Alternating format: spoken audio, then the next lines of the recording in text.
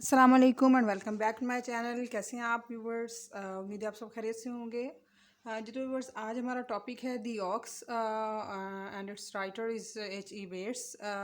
ये एक ऐसी टिपिकल स्टोरी है जिसमें एक मदर की जो है एक स्ट्रगलिंग लाइफ जो है वो हमें डिस्क्राइब की गई है।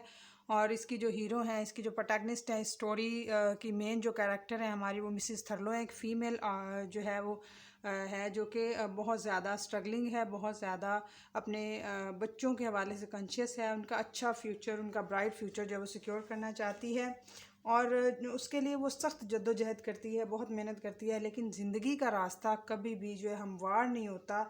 मीन्स के वो जितनी भी स्ट्रगल कर ले, जितनी भी वो मेहनत कर ले, but the course of life is never smooth for her. क्योंकि वो जो है उसकी ज़िंदगी डे बाय डे जो है वो ज़्यादा से ज़्यादा कॉम्प्लिकेटेड सिचुएशंस में जो है वो इंटेंगल्ड होना शुरू हो जाती है।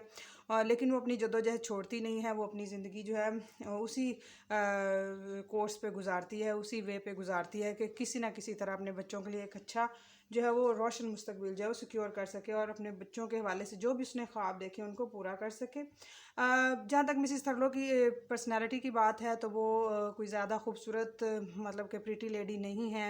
एक नॉर्मल मतलब लुक रखने वाली औरत हैं। बल्कि कुछ जो है जगहों पे मतलब रिटर्न मटेरियल में उन्हें जो है बदसूरत भी कहा गया है। बहरहाल ऐसा कहना मुनासिब नहीं है कि मीन्स के वो ज़्यादा खूबसूरत अट्रैक्टिव नहीं है।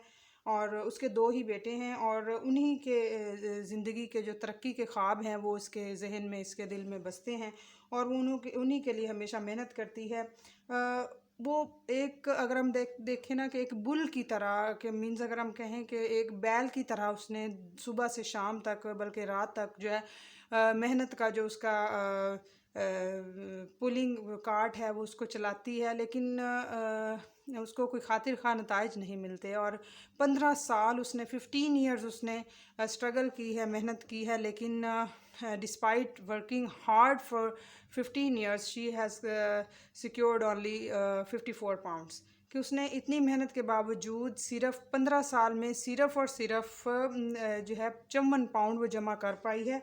और उस 54 पाउंड की जो अमाउंट है, जो वो रकम है, वो उसने अपने मैट्रेस के नीचे छुपा के रखी हुई है ताकि जो है उसका हस्बैंड जो उस तक ना पहुंच सके। अब जहाँ तक उसके हस्बैंड की बात है तो उसके हस्बैंड बिल्कुल भी घरेलू मामलात में तवज्जो नहीं देते। और बल्कि जो है वो एक मतलब कि ऐसे इंसान है जो कि कभी भी अपने बच्चों के हवाले से, अपने बीवी के हवाले से उन्होंने कुछ नहीं सोचा। उनकी बेटरमेंट के हवाले से, उनकी ज़रूरियात के हवाले से वो एक बदमाश है और जो कि सिर्फ अपनी मैरी मेकिंग में, अपनी खुशियों में, अपनी धुन में, अपने खाने पीने में जो है वो मगन रहता है और उसको अपने घर बार की कोई फ़िक्र नहीं। वो अपने ऐशो आराम को जो है तरजीह देता है।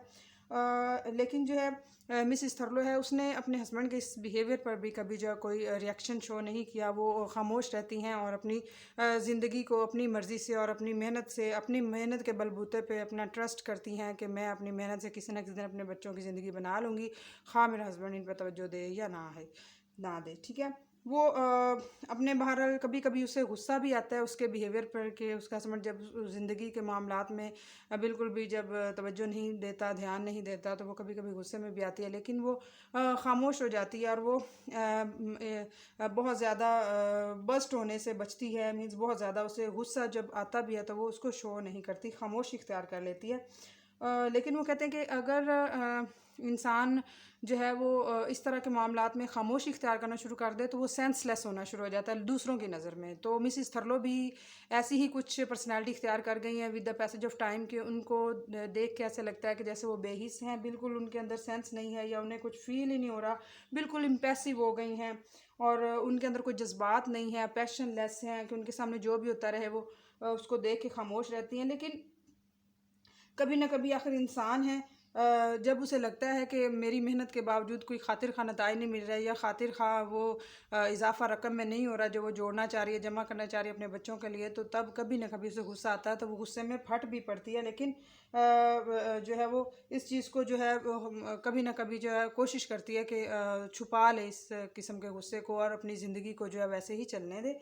एक दिन ऐसा होता है कि उसकी जो मेहनत की कमाई जो उसने मैट्रेस के नीचे छुपा के रखी थी, उसका हस्बैंड आता है घर पे और चुरा के भाग जाता है। लेकिन जब बाद में पुलिस आती है, मिसेस थर्लो को बताती है कि उसके खामन ने जो है किसी का कत्ल कर दिया है तो वो फ़ौरन कोई रद्द-ए-अमल शो नहीं करती, क्योंकि उसे इस चीज़ से ज़्यादा लगाव नहीं होता, इस चीज़ से ज़्यादा उसे कोई इंटरेस्ट नहीं होता, क्योंकि उसे इंटरेस्ट हमेशा से शुरू से रहा है कि उसके बच्चे जो हैं वो एक आला मंजिल हासिल कर सके। इसलिए उसे अपनी कमाई पे और अपने बच्चों के मुस्तकबिल से ही कंसर्न होता है। इसलिए वो इस चीज़ पे कोई रद्द-ए-अमल शो नहीं करती कि उसके हस्बैंड जो है वो मर्डर केस में जो है वो पकड़े गए हैं पुलिस के ज़रिए।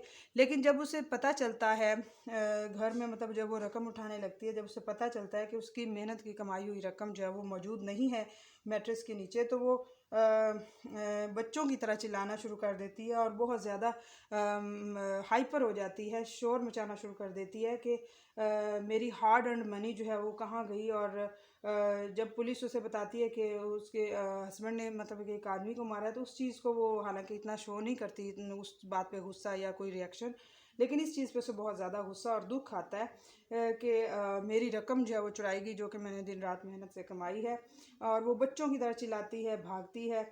और जब वो पहुंचती है अपने हस्बैंड के पास, प्रिजन में, कैद खाने में, जेल में पहुंचती है, तो वहाँ पे वो अपने हस्बैंड से ये नहीं पूछती कि तुम्हारे ऊपर ये केस जो कत्ल का है, इल्ज़ाम ये क्यों है, या कोई और वजूहत क्या है कि तुम्हें पुलिस ने पकड़ा, बल्कि वो सिर्फ यही क्वेश्चन पूछती है कि मेरी जो अमाउंट है, मेरे जो पैसे तुमने उठाए हैं, जो मेरी रकम उठाई है वो कहाँ है, and why did you still it, कि तुमने वो रकम क्यों चुराई। मीन्स उसे अपने पैसों से ही मतलब होता है, क्योंकि उन्हीं पैसों के बलबूते उसके बच्चों का फ्यूचर सेट होना था। तो उसकी नज़र में वो 54 पाउंड्स जो हैं वो सबसे ज़्यादा मैग्नीफाइड हैं, क्योंकि उसी बेस पे उसके बच्चे जो है ज़िंदगी में कुछ बन सकते हैं। तो इन इन इस रकम ने उसे बहुत ज़्यादा परेशान कर दिया, और वो इस परेशानी में इधर उधर भागती है, और उसको ऐसा लग रहा है जैसे उसके बच्चों का जो फ्यूचर है वो तारीक हो गया है।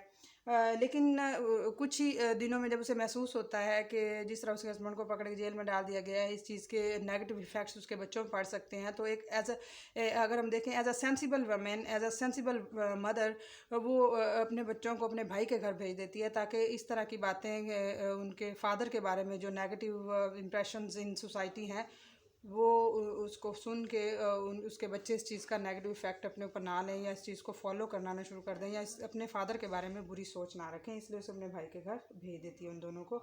लेकिन चंद दिनों बाद जब उसके हस्बैंड को फांसी की सज़ा सुना देते हैं, तो वो फिर अचानक से डिसहार्ट होती है, और उसे अचानक से फील होता है कि ओ हो, मेरे हस्बैंड की डेथ हो जाएगी। तो फिर उसे मतलब कि for the first time in married life feel होता है कि ओ हो, सिर्फ पैसा ही कुछ नहीं होता, पैसा ही सब कुछ नहीं होता, इंसान भी अहमियत रखता है, ज़िंदगी भी अहमियत रखती है। इसलिए वो कहती है money is money, death is death.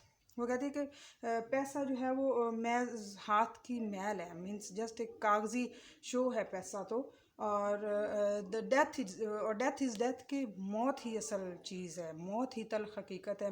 जो डेथ है वो एक बिटर रियलिटी है। The living are the living, के जो असल अहमियत है ना वो लिविंग की है, ज़िंदा की है। और जो फ्यूचर होता है, जिस फ्यूचर के पीछे वो कहती है 15 साल भाग भाग के पैसे जमा किए हैं, जो 54 पाउंड, उनकी अहमियत भी तब भी है ना जब ज़िंदा रहें कोई। तो उसके हस्बैंड की डेथ हो रही है, एक तरह से फांसी की सज़ा हो रही है, तो वो उसकी डेथ हो जाएगी, तो उसके लिए तो वो फिर ख़त्म होगी ना बात, उसके लिए फ्यूचर ख़त्म हो गया कि उसका हस्बैंड ही नहीं है। तो एक समझ लें कि एक अच्छी वाइफ़ के तौर पे उसने फिर भी अपने हस्बैंड की हुई ज़्यादतियों या की हुई लापरवाहियों को भी, और इवन उसकी चुराई हुई रकम को भी, जो है वो हर चीज़ को पस से पुश डाल के वो अपने हस्बैंड की ज़िंदगी को अहमियत दे रही है। ठीक है। फिर उसे जो है बाद में ख़्याल आता है कि मेरे बच्चे जो हैं भाई के घर हैं, तो क्यों ना अब उन्हें वापस ले आऊँ, क्योंकि अब ज़िंदगी नए सिरे से शुरू करनी है। उनके फादर तो रहे नहीं, तो अब जो है उनकी ज़िंदगी नए सिरे से अपने घर से जो है वो दोबारा से बिल्डअप करनी होगी। तो अपने बच्चों को लेने जब जाती है, तो बहुत एक पैथेटिक सीन होता है, बहुत ही सॉरोफुल सीन होता है कि जब वो अपने बच्चों को लेने जाती है तो बच्चे इनकार कर देते हैं कि हमने आपके साथ नहीं जाना।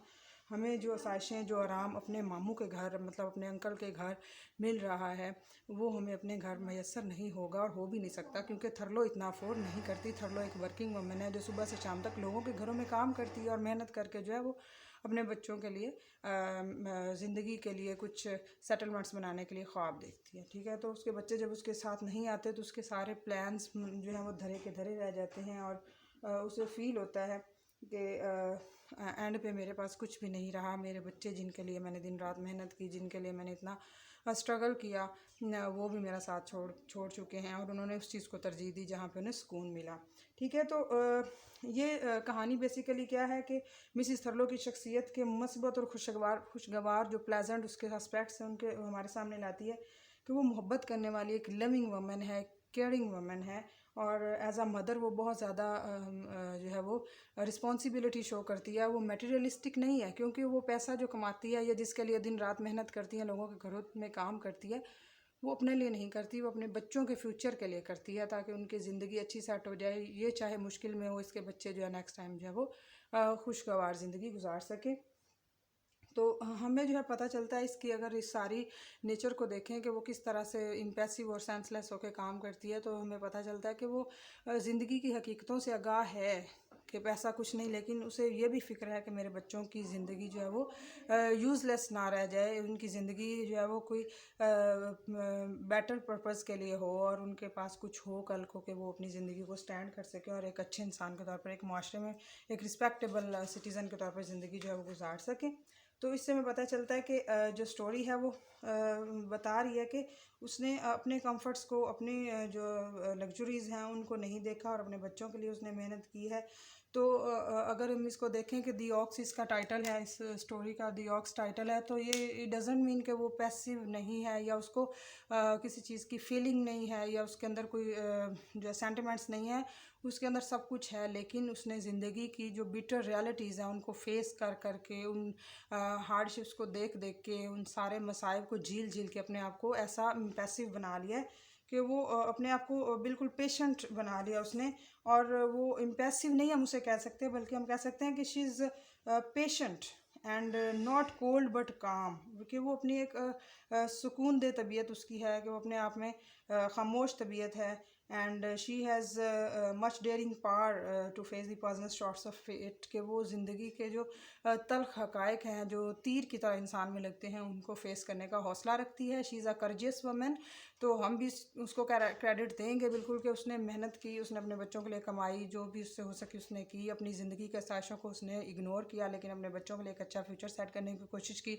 इसके अलावा अपने बच्चों को बुरे असरात से, बुरे इंप्रेशन से भी बचाने के लिए जो उन्हें सेव करने के लिए कोशिश करती है, लेकिन एंड पे उसके हाथ कुछ नहीं आता। तो इस स्टोरी से हमें ये पता चलता है कि माँ जो होती है वो जो भी हो, जैसी भी हो, वो अपने बच्चों की फ़िक्र हमेशा करती है। जैसे भी हालात हों, जो भी परेशानियाँ हों, उन परेशानियों को अपनी ज़ात पे झेल के अपने बच्चों के लिए अच्छा फ्यूचर जो है वो सोचती है और उसके लिए मेहनत करती है। और इवन वो दियोक्स की तरह, मीन्स मिसिस थर्लो की तरह जो है वो एक इम्पैसिव भी हो जाती है कि उसकी भी तो आखिर ज़रूरियात है, उसकी भी तो आखिर कुछ ख्वाहिशात हैं, लेकिन उनको वो इग्नोर करके अपने बच्चों के लिए सोचती है। तो उन बच्चों के एंड पे जब पता चलता है कि उनके बच्चे जो हैं वो उस इवन मिसिस थर्लो को इग्नोर करके अपने मामू के घर की आसाइशों को तरजीह देते हैं, उनको प्रेफर करते हैं। तो ये एक बहुत ही जो है ट्रेजिक स्टोरी है कि मिसिस थर्लो के साथ एंड पे जो है वो अच्छा नहीं हुआ। बहरहाल हर एक की ओपिनियन अपनी जगह पे। तो इसके साथ ही हमारा ये लेक्चर ख़त्म होता है। आई होप कि आपको ये मिसिस थर्लो की स्टोरी दी ऑक्स जो है वो जो काफ़ी समझ आई होगी, आपको ये काफ़ी हेल्पफुल रहेगी आपकी स्टडीज़ में। मेरे चैनल को सब्सक्राइब करना मत भूलिएगा, अपनी दुआ में मुझे याद रखिएगा। मेरे इस लेक्चर को, इस वीडियो को कमेंट कीजिएगा, शेयर कीजिएगा, लाइक कीजिएगा। ओके, अल्लाह हाफिज़। Be successful in your life.